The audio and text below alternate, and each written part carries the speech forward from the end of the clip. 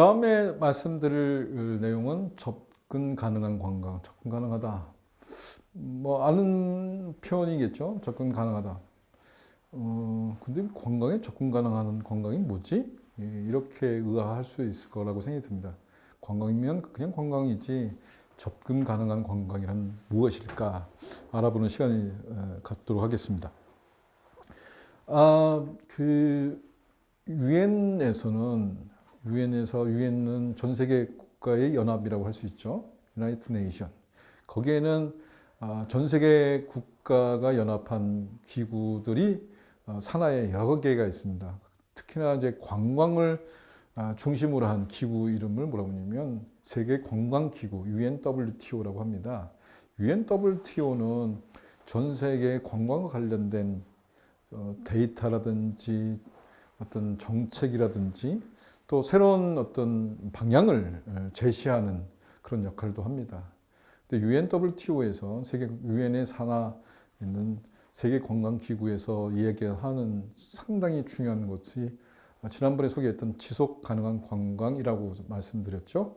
근데 지속 가능한 관광에서도 이 지속 가능한 관광에서 또 강조하는 게 있습니다. 그게 바로 액세시블 투어리즘, 접근 가능한 관광이라고 할 수 있습니다. 그러면 오늘 접근 가능한 관광은 무엇인지 봉사여행하고 붙여서 말씀드리려고 합니다. 접근 가능한 관광, 이 말보다는 아마 우리에게 익숙한 단어는 무장애 관광이라는 걸로 이해하시는데요. 액세시블, 다시 말해서 접근 가능하다. 누구나 접근 가능하다. 관광에 접근할 수 있다. 이런 표현입니다. 그러면 관광에 접근할 수 없는 사람들은 누굴까? 언뜻 생각할 수 있는 거는 장애인이라고 생각이 들 수 있죠. 그래서 한국에서는 초기에는 어떻게 번역을 했냐면 그걸 장애가 없는 무장애 관광이라고 그렇게 표현을 하기도 한 적이 있습니다. 근데 사실은 이 접근 가능한 관광은 꼭 장애인만의 이야기는 아닙니다.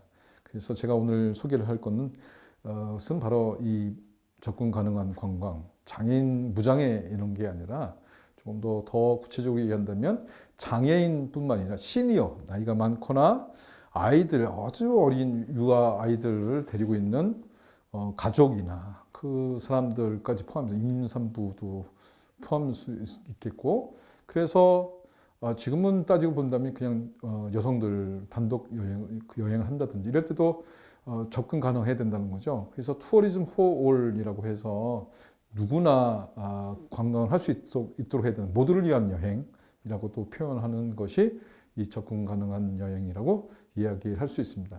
접근 가능한 관광.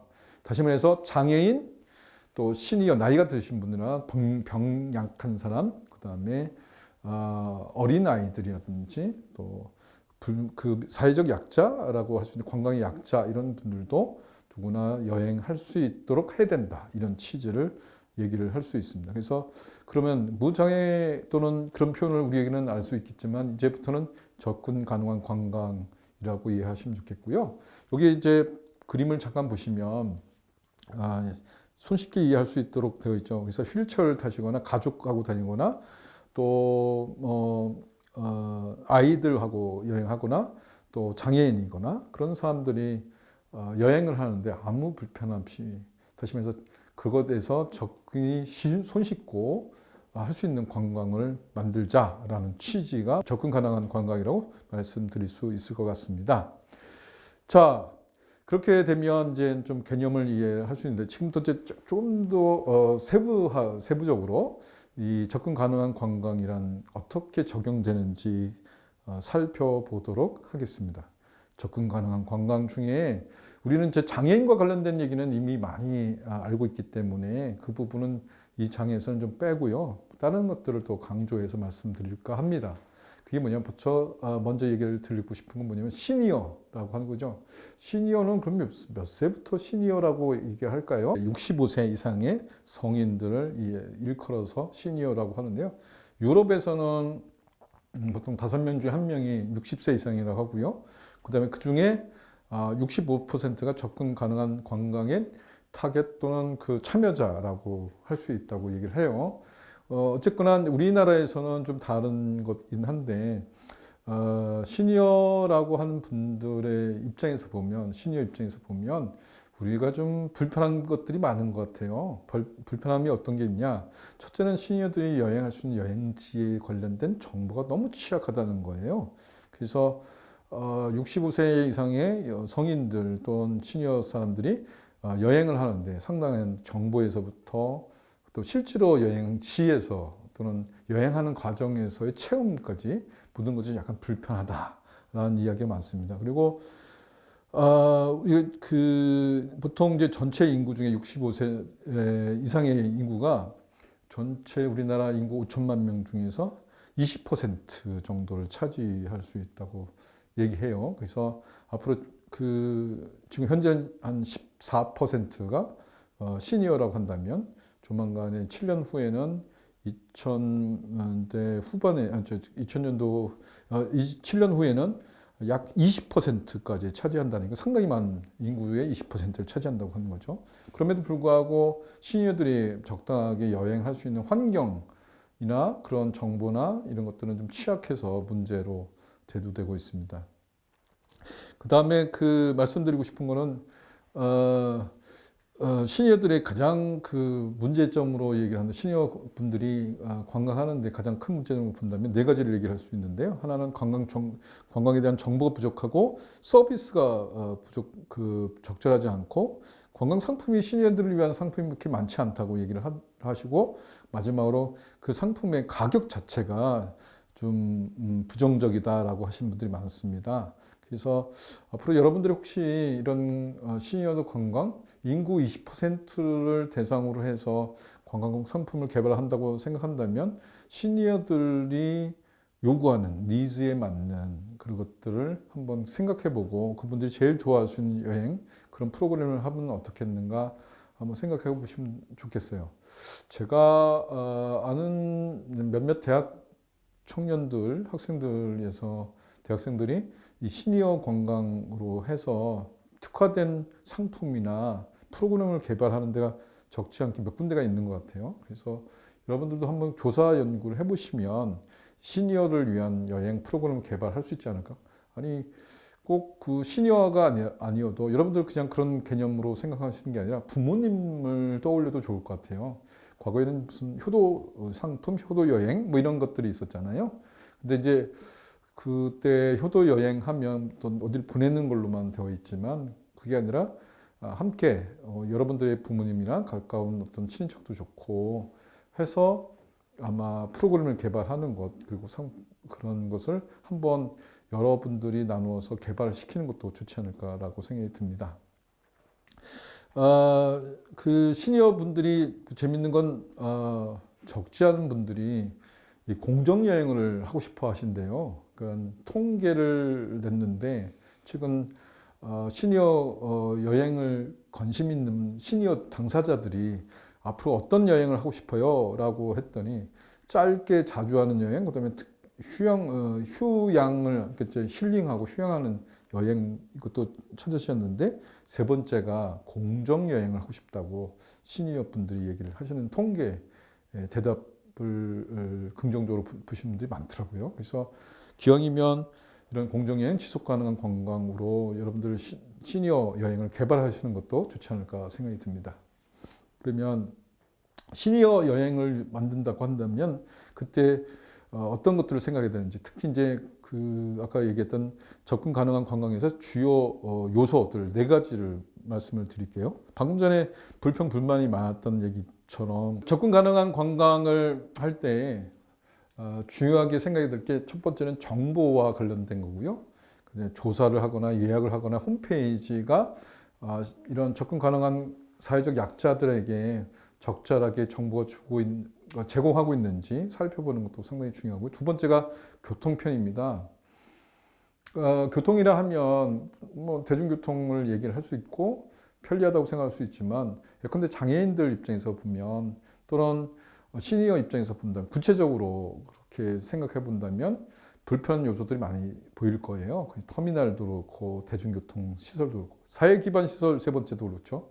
그래서 특히나 이제 액세서블 투어리즘에서 얘기하는 것 중에 접근 가능한 관광에서 얘기한다면 장애인들이 들어갈 수 있는 턱 높이, 그러니까 계단이라든지 그런 또 화장실을 이용하는데 불편함이 없는지. 왜냐면 회전을 해야 되는데 그 화장실에서 들어가거나 또는 어떤 복도를 들어가거나 다시 유턴을 해서 나올 수 있는 그런 회전 공간 정도가 되어 있는지, 또 사회적으로 약자가 될 수 있는 몸이 불편하신 분들뿐만 아니라 나이가 많으신 분들을 위해서 그런 적절한 환경이 되어 있는지 한번 생각을 해보시면 좋을 것 같아요. 그래서 식당을 찾을 때 호텔이나 숙박이라든지 관광지라든지 또 거리에서든지, 해변은 사실은 쉽지 않은 것 같아요. 모래사장, 이게 모래 해변이 있는 곳에 좀 이동이 좀 쉽지 않죠. 그래서 그런 부분도 꼼꼼히 생각해보고 따져봐야 될 지점이 있는 것 같습니다. 마지막으로 네 번째는 서비스와 관련된 건데, 그 시니어 분들이 불편한 이야기를 어떤 환경이 조성되면 여행을 가서도 불편한 어떤 문제를 안고 돌아오면 좀 안 좋은 거죠. 그래서 말씀드린 거 환대라든지 가이드라든지 특별한 메뉴, 또 그런 경우도 있는 것 같아요. 식사할 때 채식을 하시고 싶은 분들도 있고요. 또 음식이 씹기가 곤란한 것도 있을 수 있고요. 그런 부분들을 좀 차분히 또 촘촘히 한번 살펴보시면 좋겠습니다. 체험도 마찬가지고요. 그래서 시니어 분들, 또 사회적 약자, 그다음에 이제 장애인들을 위해서 그런 분들하고 함께하는 여행에는 이런 요소들을 좀 더 살펴보셔야 될 거라고 생각됩니다. 그리고 이제 비행기를 이용할 때나 이럴 때도 휠체어라든 전동 휠체어를 이용하시는 분들은 어떻게 탑승할 수 있는지, 그 휠체어 중에 그냥 휠체어가 아니라 전동 휠체어는 좀 다르거든요. 그런 것도 항공편을 이용할 때도 잘 보셔야 될 부분이라고 저는 생각이 듭니다. 그 다음에 말씀드리고 싶은 거는 유니버설 디자인과 관련된 이야기입니다. 유니버설 디자인이 뭘까요? 유니버설 디자인이라 하면 다시 말해서 그 신호나 사인, 글씨가 없어도 그 디자인 자체로 전 세계 사람들이 알아볼 수 있는 그런 디자인, 그렇게 먼저 이해하시면 좋을 것 같습니다.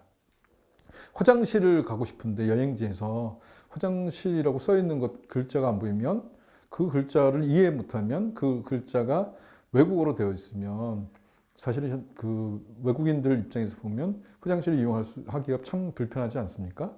또 이 호텔이, 또는 이 숙소가, 또는 이 레스토랑, 또 식당이 장애인들이라든지 시니어들이 들어갈 수 있는지, 또 그런 거에 불편함이 없는지를 확인할 수 있는 간단한 디자인, 로고, 또 심볼, 어떤 것들 표식이 있으면 이용하는 데 불편함이 없을 거라고 생각이 듭니다. 그래서 유니버설 디자인은 바로 그런 점에서 고안을 한 건데요. 여기 보시면 이제 모든 사람들을 위한 디자인이라고 하며, 연령과 성별, 국적, 언어, 장애의 유무 등과 상관없이, 개인의 능력과 개성의 차이 없이 상관없이 처음부터 누구에게나 공평하고 사용하기 편리한 제품, 건축, 환경, 서비스 등의 구현이 말하는 것이 바로 유니버설 디자인이라고 할 수 있습니다. 유니버설 디자인의 선구적 인물로 알려진 미국의 로널드 메이스라는 분이 있는데요. 이분이 이제 7가지 원칙을 만들었어요.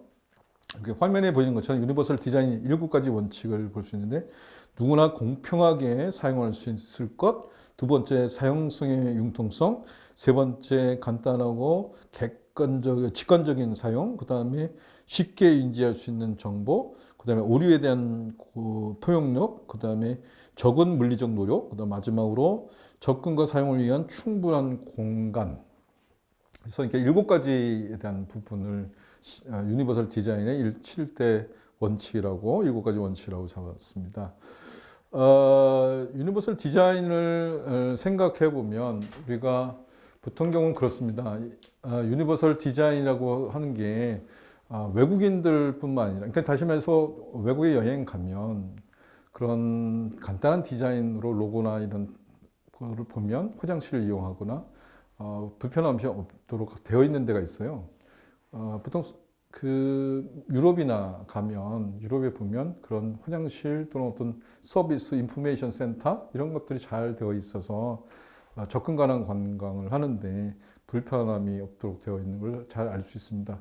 여러분들 어떻게 생각하세요?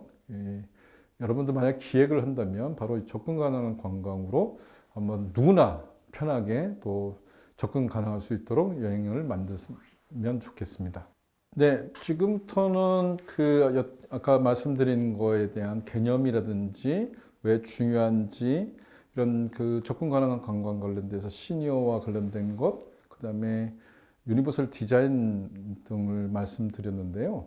그다음에 장애인과 관련된 이야기도 있겠죠. 근데 이런 이야기들을 담아서 어떻게 구체적으로 유럽과 아시아 또 특히 이제 우리나라에서는 어떻게 하고 있는지 사례를 들어서 이야기를 좀 드릴까 합니다. 그리고 이 사례를 통해서 여러분들 한번 같이 고민을 했으면 좋겠는 것은 UNWTO에 들어가 보시면 사이트에 들어가시면 직접 이런 접근 가능한 관광, 그다음에 투어리즘 for all이라고 해서 모두를 위한 관광, 이것이 최근에 누구나 다 관심이 있는 주제이기 때문에 여러분들 꼭 한번 들어가서 한번 보시면 좋겠습니다. 자, 사례를 좀 얘기를 좀 드리는데 이게 보통 이제 굿 프랙티스 하시면서 좋은 사례들이라는 이야기죠. 그 이야기를 드리면 무엇보다도 먼저 스페인을 얘기를 할 수 있는데 물론 코로나 바이러스 때문에 좀 쉽지 않은데요. 관광에서 UNWTO가 있는 그런 조직이 있는 본부가 스페인 마드리드에 있습니다. 아무래도 그런 영향을 받아서인지 바르셀로나 같은 경우는 가장 모범적으로 이 접근 가능한 관광에 대한 것을 시 정책에 입안을 하고 있고요.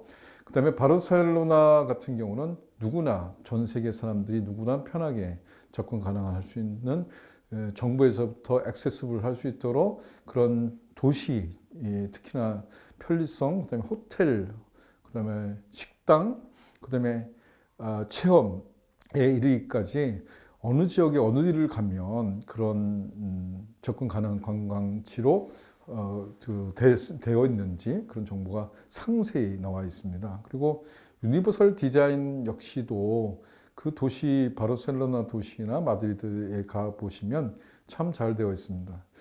여기서 잠깐 좀 말씀드리고 싶은 것은 바르셀로나 같은 시는 관광 협의회를 주민들이 참여하고 그다음에 행정이 참여해서 함께 만든 주민 관광 협의회라는 것이 있습니다. 그래서 여기서 상당한 관광 정책들을 입안을 해서 하기 때문에 공정 여행과 같은 지속 가능한 관광, 그다음에 누구나 여행할 수 있는 그런 접근 가능한 관광에 대한 정책 그런 것을 정책과 실천 사례를 잘 모아 놓은 것을 알 수 있습니다.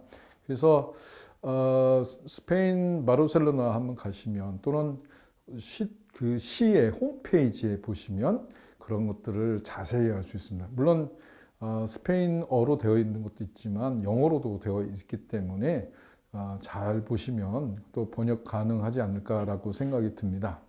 두 번째로 제가 소개를 해드리고 싶은 것은 이넷이라고 합니다. 이 단체는 뭐냐? 바로 유럽에 있는 접근 가능한 관광의 네트워크라고 할 수 있습니다. 그래서 나중에 자료를 통해서 볼 수 있을 텐데요. 이 자료에 의하면 유럽 지역에 접근 가능한 관광지가 얼마나 있고 어떤 단체들이 활동하고 있는지 또 그와 관련된 정책들은 최근에 어떤 것들이 있는지를 상세히 자료를 통해서 홈페이지를 통해서 알 수 있습니다. 그래서 접근 가능한 관광에 대해서는 아마 전 세계에서 아마 유럽 지역이 가장 제일 좋은 사례들을 만들고 있기 때문에 꼭 참조를 해주시면 좋겠습니다.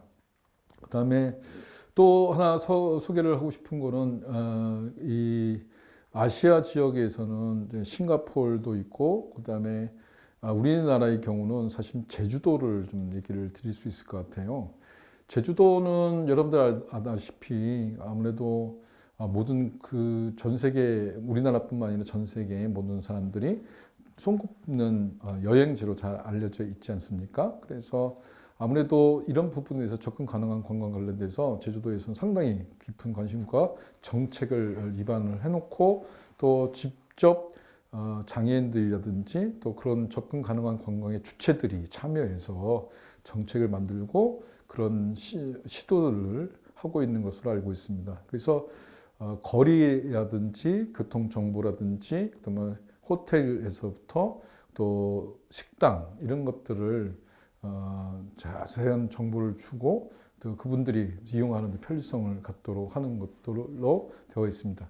서울시도 마찬가지로 이 접근 가능한 관광 관련돼서 정책을 만들어 놓고 좋은 사례들을 모아오고 있습니다. 그래서 서울의 몇몇 구청에서 보면 무장애 관광지 또는 또 등산을 할 때도 또 휠체어를 타더라도 어느 정도까지는 접근 가능한 관광을 할 수 있도록 시설과 내용을 준비한 것들을 알 수 있습니다.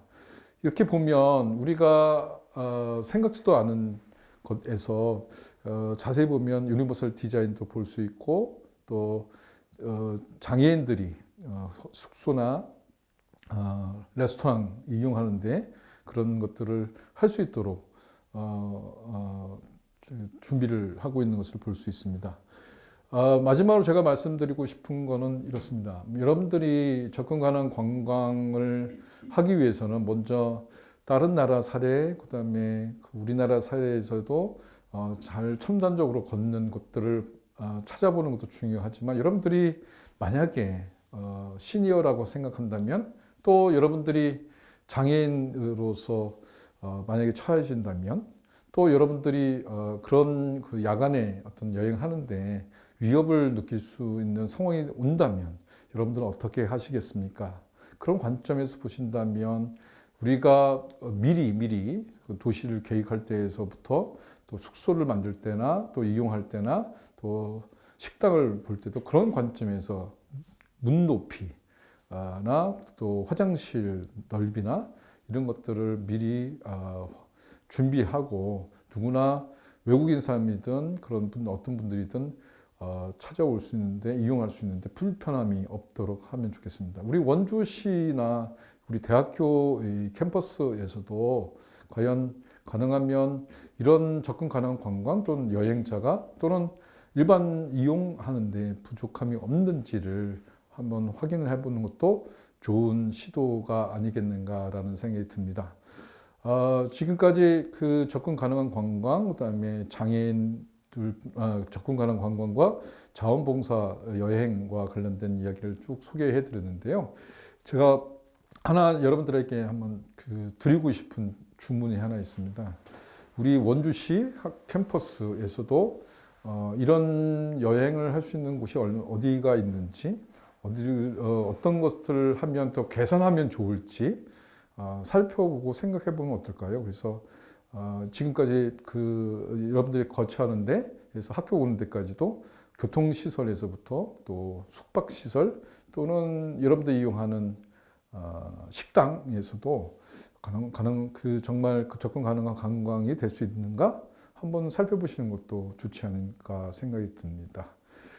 이상 오늘까지 제가 말씀드린 것 한번 생각해 보시고 아마 공부하시는데 도움이 될 거라고 생각이 드니 한번 살펴보시면 감사하겠습니다. 네, 감사합니다.